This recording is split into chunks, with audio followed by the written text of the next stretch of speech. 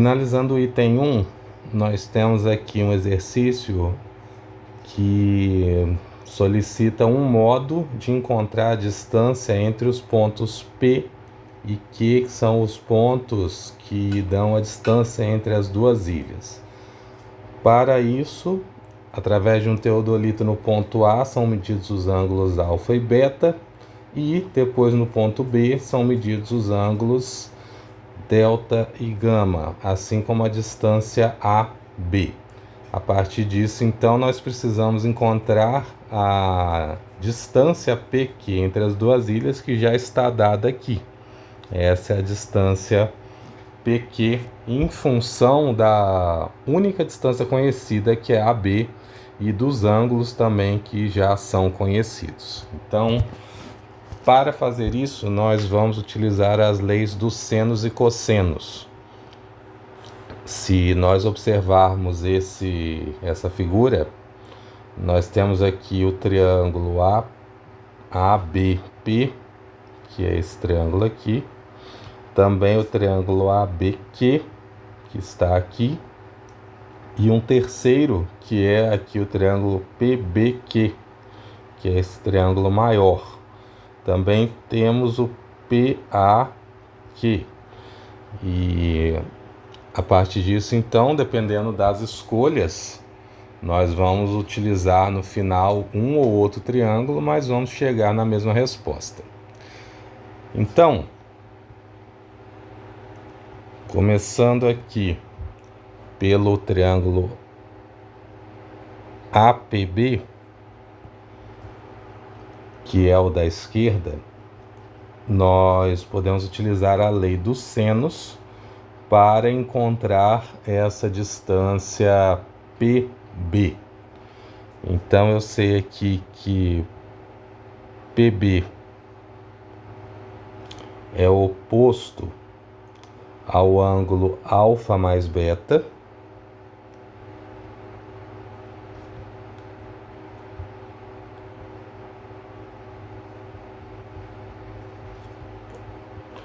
E depois eu tenho que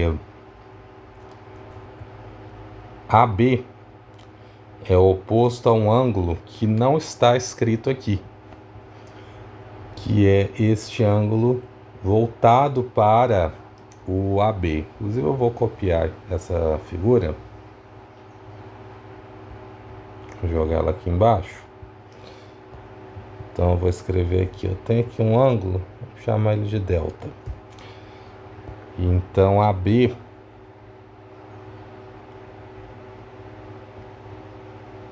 está voltado para este delta. E a partir disso, então, eu tenho aqui que PB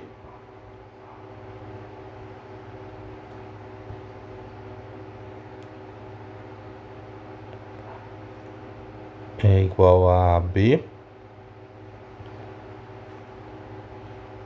vezes o seno de alfa mais beta, dividido pelo seno de θ. Observem que θ é desconhecido. Agora, analisando o triângulo ABQ,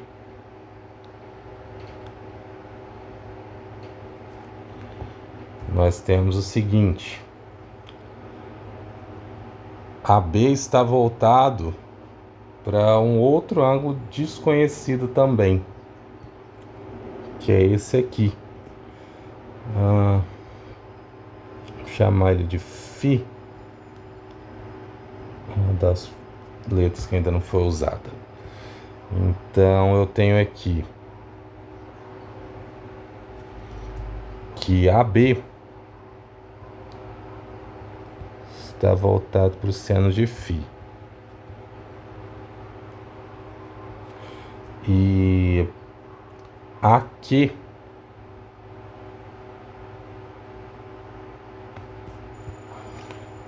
ou melhor, BQ está voltado para o seno de, ou melhor, está voltado para a beta. Então, a partir disso, eu tenho aqui o lado BQ. E BQ é dado por AB, seno de beta, dividido pelo seno de φ. Tanto θ quanto φ tem uma característica que é semelhante. O ângulo θ e o ângulo φ podem ser escritos como 180 menos os outros ângulos. E isso é interessante porque eu não conheço o ângulo θ nem o ângulo φ. São conhecidos alfa, beta, gama e delta. Mesmo que nós saibamos que 180 é a soma desses ângulos internos, para descobrir θ e também φ, nós precisamos desse procedimento. Θ, vou colocar aqui como um asterisco. θ é igual a 180 menos alfa, beta e gama.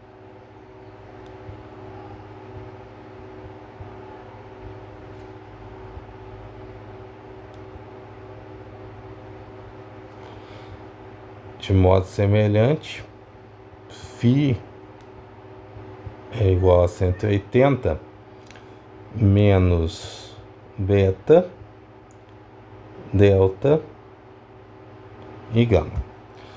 E observem que para descobrir esses ângulos, caso os valores numéricos de alfa, beta, delta e gama estivessem aqui, nós precisaríamos fazer exatamente isso. Ok, esses valores serão substituídos aqui no valor de PB e no valor de BQ. E assim nós teríamos o seno de 180 menos alfa, beta mais gama e o seno de 180 menos beta mais delta mais gama. E isso é uma propriedade que nós já vimos aqui em cima, onde o seno de π menos θ é o seno de θ.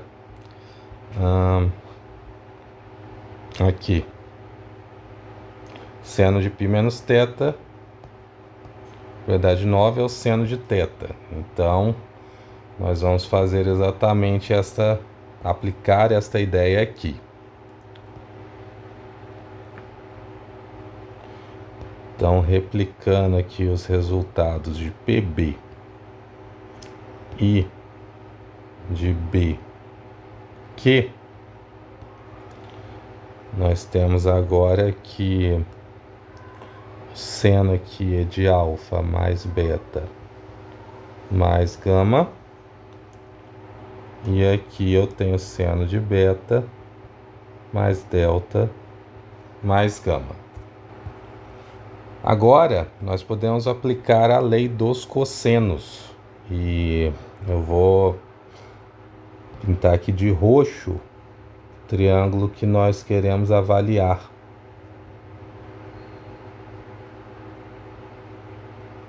Observem que esses dois roxos são PB e BQ, que nós já temos esses resultados. A partir deles eu vou conseguir descobrir essa distância, a distância entre as ilhas, que é a distância PQ. Essa daqui. Então, aplicamos aqui a lei dos cossenos. Observem que eu tenho aqui conhecido o ângulo delta. Então, nós podemos utilizar esta ideia. E ficamos assim. PQ ao quadrado é igual a PB ao quadrado mais BQ ao quadrado menos 2 vezes PB vezes BQ vezes o cosseno de delta. Então, substituindo aqui os resultados que nós temos, eu tenho que PQ ao quadrado é igual a este aqui, que é PQ, mais ao quadrado. Então, eu tenho AB quadrado, tenho senos ao quadrado.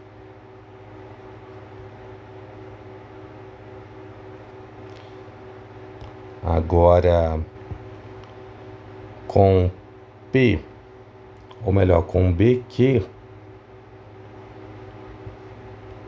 esse aqui é BQ, e novamente nós temos os quadrados. Menos 2 vezes o PB, que é AB, seno de alfa mais beta, dividido por seno de alfa mais beta mais gama, vezes, e o 2 aqui fora, né? Vezes AB, ou melhor, vezes BQ, que também é AB, seno de beta, vezes o seno de beta mais delta mais gama, e vezes o cosseno de delta. Então, se nós olharmos aqui nessa resposta agora, eu tenho aqui AB quadrado, AB vezes AB, AB quadrado. Quando eu aplicar essa raiz, todos esses ABs quadrados eu posso colocar em evidência que ele sai da raiz como AB, do modo que está aqui fora. E aí dentro da raiz eu tenho seno quadrado de alfa mais beta dividido por seno quadrado de alfa mais beta mais gama, que está aqui. Depois seno quadrado de beta dividido por seno quadrado de gama mais delta mais beta. Então está aqui. E depois cosseno delta, seno beta e seno alfa mais beta. Cosseno delta, seno beta, seno alfa mais beta. Alfa mais beta mais gama, gama mais delta mais beta. Alfa mais beta mais gama, e aqui só em ordem diferente. Então, ok. Essa é a resposta. Agora, aí eu não vou continuar porque essa resposta está aqui, né? Eu também estou ficando sem espaço. Agora, para finalizar essa ideia inicial que envolve tanto a geometria quanto a trigonometria, eu trouxe algo que é um pouco trivial, mas é importante. Às vezes as pessoas esquecem, então vamos pensar um pouquinho sobre isso.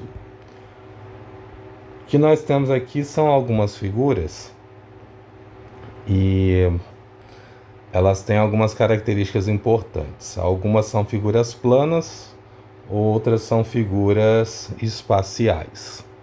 Então, nessas figuras aqui, na primeira e na segunda, na primeira eu tenho aqui um quadrilátero e nos interessa nele a sua área, que é dada pela base vezes a sua altura, onde não há dúvidas de qual é a sua base.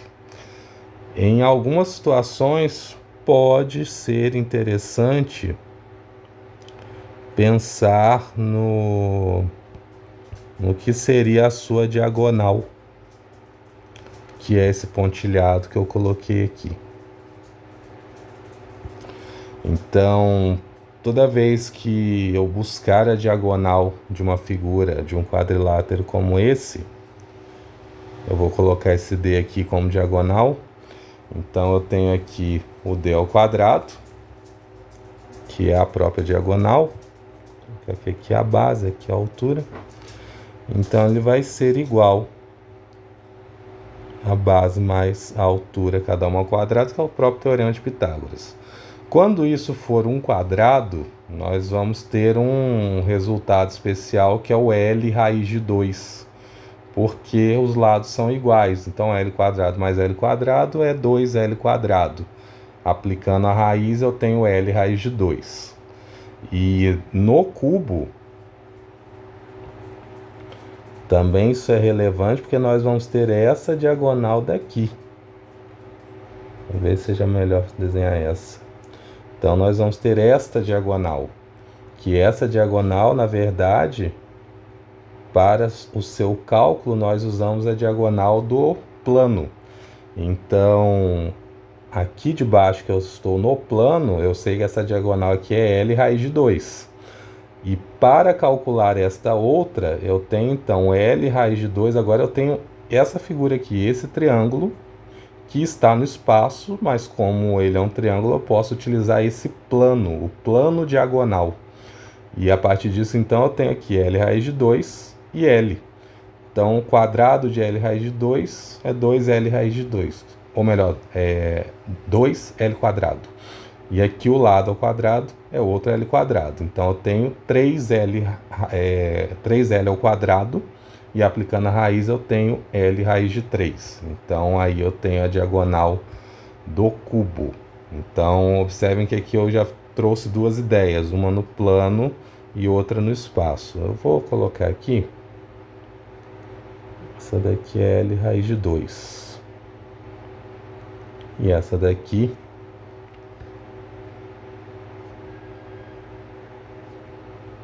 é L raiz de 3. Porque L raiz de 2 ao quadrado mais L quadrado dá 3L quadrado. Aplicando a raiz, eu tenho L raiz de 3. Ok. Agora, nessa figura, que é o trapézio, eu tenho aqui duas bases, que uma eu vou chamar de menor, com esse B minúsculo,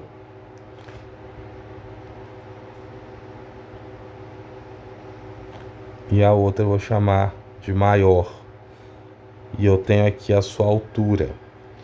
Então, para a área dessa figura, eu vou ter a base menor mais a maior, vezes a altura, e vou dividir isso por 2.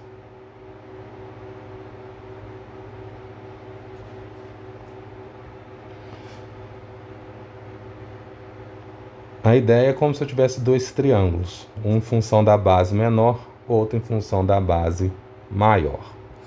Agora eu tenho aqui uma circunferência, onde nós temos algumas coisas importantes. A primeira é a sua área.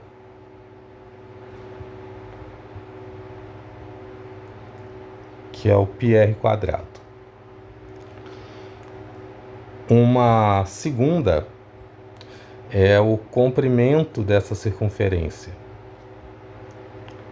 que é igual a 2πr. E esse comprimento ele está diretamente relacionado àquela ideia do arco. S é igual a θr. Como θ é o círculo completo, é uma volta, que é 2π, então eu tenho 2πr. Mas essa daqui eu vou deixar lá atrás, que nós já tratamos. Depois eu tenho a área dessa figura aqui, que é o losango. E a sua área é dada por D vezes D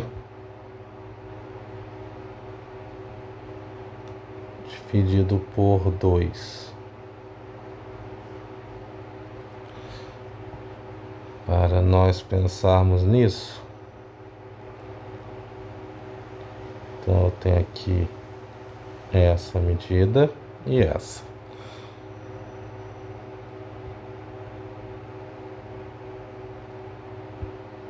Então,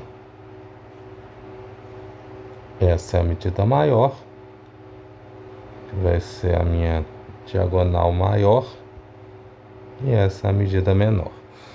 Observe que eu tenho 4 triângulos, e esse lado aqui completo é o Dzinho. Então, esse daqui só a metade é D sobre 2. O lado completo é o D grande, então esse pedaço aqui é D sobre 2. A área do triângulo é base vezes a altura dividido por 2. Então, D sobre 2 vezes D sobre 2 dá D sobre 4, dividido por 2 sobre 8. Eu tenho 4 triângulos, então eu tenho 4 vezes D dividido por 8. Simplificando 4 com 8 dá 2. Então, eu tenho exatamente essa fórmula aqui. Agora, pensando nas figuras espaciais, a primeira que nós temos aqui é um cilindro. E do cilindro eu tenho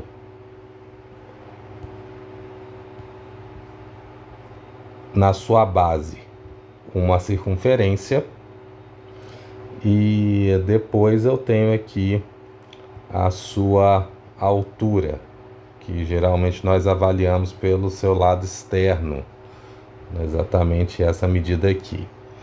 Então, quando eu tenho figuras deste tipo, geralmente o seu volume vai ser dado pela área da base vezes a sua altura.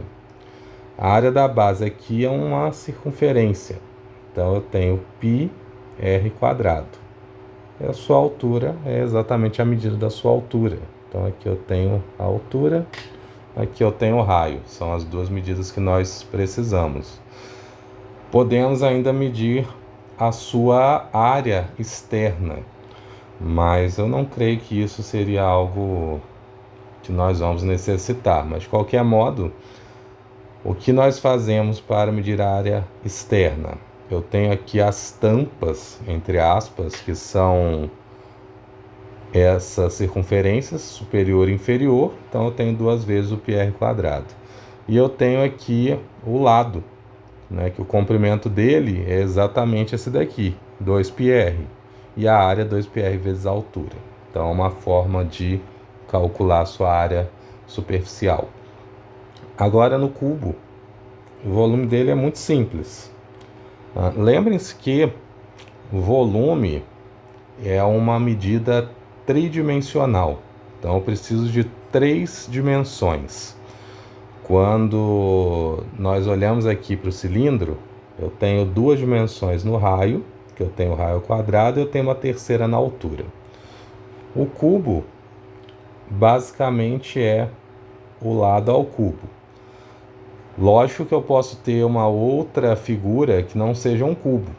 Então aí eu teria a multiplicação dos seus lados, né? Base, altura, espessura, de acordo com a nomenclatura que nós quisermos usar. Aqui eu tenho um cone, ele vai aparecer em algumas situações, e a sua medida de volume é 1/3 da área da base vezes a altura. E eu já vou colocar a fórmula direta. A área da base é a área de uma circunferência e a altura necessariamente é a própria altura.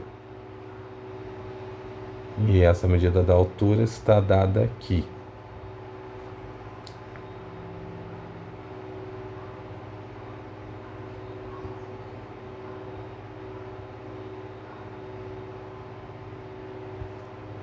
Ok. E para finalizar, nós temos uma esfera. Isso vai ser muito relevante em muitas situações. Então nós temos 2 coisas relevantes aqui. Uma é o seu volume. O volume da esfera é 4/3 de πr ao cubo. Então, da mesma forma que antes,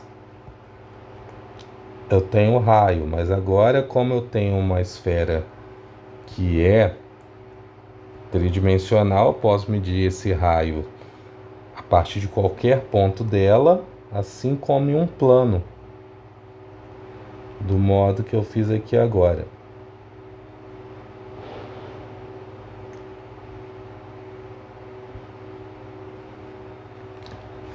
Uma outra coisa que nós podemos fazer é calcular a sua área superficial. E essa área é dada por 4π r². Então, assim nós cobrimos a maior parte dos pontos principais referentes à geometria e trigonometria, e nós vamos usar isso de forma recorrente e certamente sem falar que nós estamos usando. Essas coisas elas são necessárias e por isso essa revisão.